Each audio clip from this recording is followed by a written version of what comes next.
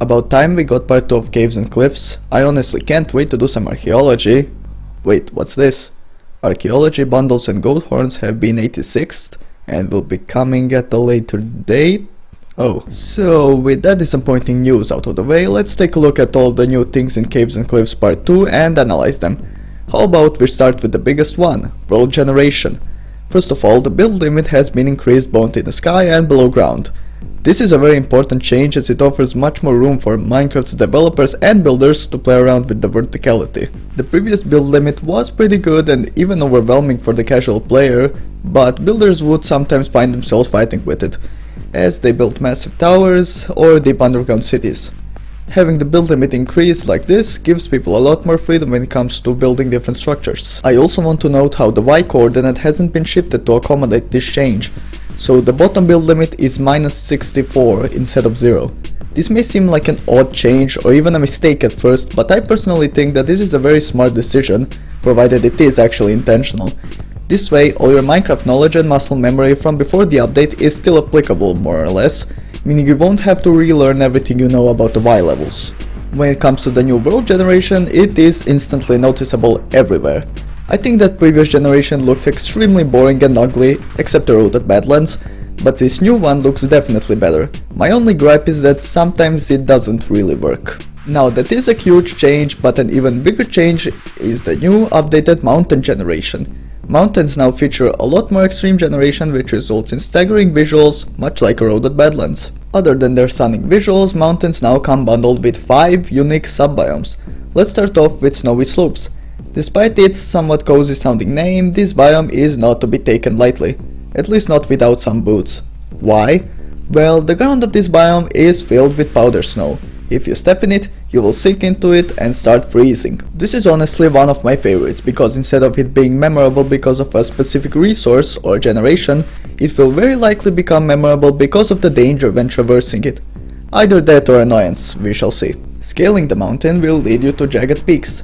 It is your basic snow-covered mountaintop, nothing spectacular about this particular biome other than the view of the world you get. What is more interesting than that is the next biome, Frozen Peaks. This is one of the more visually impressive biomes, featuring packed ice integrated in its structure.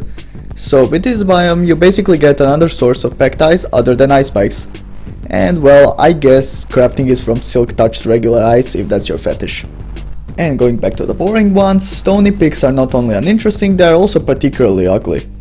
The Grove is a flatter part of the mountain featuring a cold taiga. Yawn. And finally we have the Meadow, which is ugly from a distance but very pretty from up close. It features a lot of flowers, including some that were exclusive to different biomes prior to this. Either way, if you want flowers, this is where you go. On top of all that, mountains are now rich with iron ore, so if you need iron badly, you know where to look. Now what you might not have expected is that the old mountain biomes return, now once again called Extreme Hills. And yes, they are just as ugly as you remember them. Honestly, I am not sure what the purpose of bringing them back is, but maybe Mojang have plans for them in the future?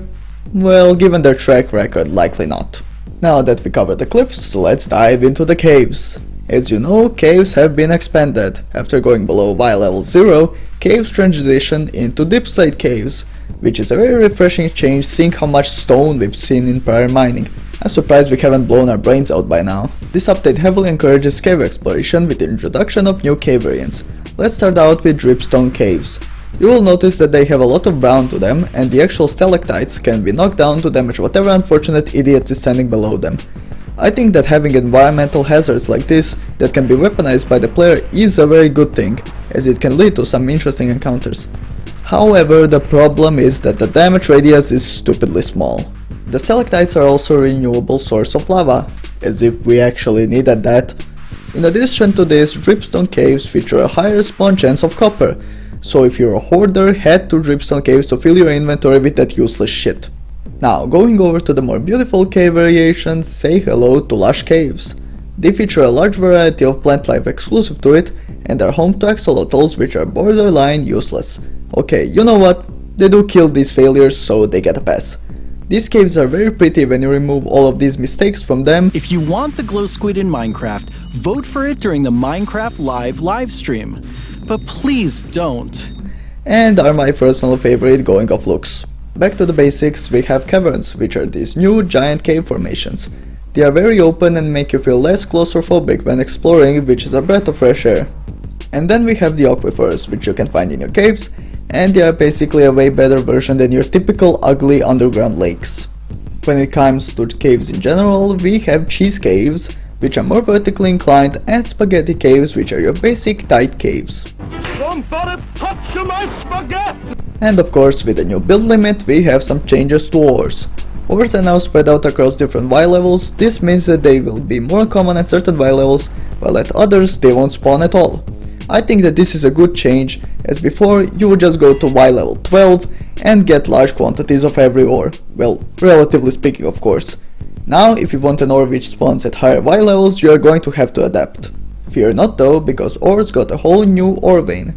It is incredibly rare, and basically above Y level 0 you can find massive copper and granite veins, and below it you can find massive iron and tuff veins. This is honestly a very good reward if you actually find it, but I find it odd that there are only 2 types of it. And to wrap it up, we have a new music disc called Other Side, which I will play in the background now. Unlike part 1, which was basically just lazy filler stuff, part 2 of this update brought the most interesting and important changes. Now I could go over my thoughts on the features of part 1, but they would be very underwhelming. However, I do think that these features are good for builders, but then again, what isn't? My main problem with them is that they didn't serve enough of a gameplay purpose, and I am glad that part 2 fixed that with some of them. Overall, I think Caves and Cliffs part 2 did a great job with delivering some healthy changes to the game, and I hope Mojang will take some of the design philosophy used in this update and apply it in the future. Be sure to like and subscribe to boost me in the algorithm. Thank you for watching, and I'll see you next time.